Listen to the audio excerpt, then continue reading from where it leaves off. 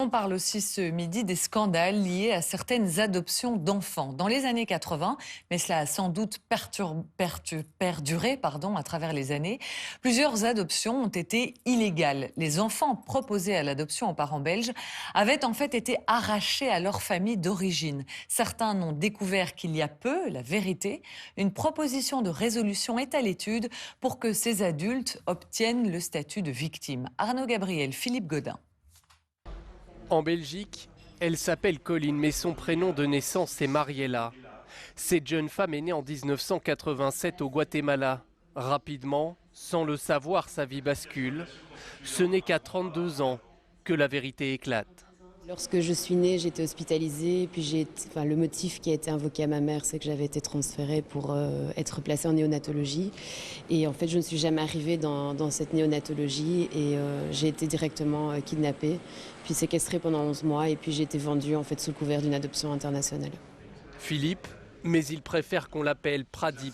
Ça lui permet de se recentrer sur son histoire. Lui aussi est victime d'une adoption illégale. Il est né au Sri Lanka, volé à l'âge de 4 mois. Ça remet tout en question dans le sens où on passe de ma maman m'a mis à l'adoption pour que j'ai une vie meilleure, pour que j'échappe à la pauvreté du pays dans lequel je vivais, si ça tombe, elle ne voulait pas du tout me mettre à l'adoption, elle pense que je suis mort ou elle a peut-être pris connaissance que j'ai été volé, donc elle me recherche. Deux histoires, deux récits qui cachent des centaines d'autres cas en Belgique. Ces images datent du 10 mai 2017. Dans ce village à une centaine de kilomètres de Kinshasa, en République démocratique du Congo, des parents affirment que leurs enfants sont partis en camp sans jamais revenir. Certains seraient adoptés en Belgique. Voilà un autre exemple.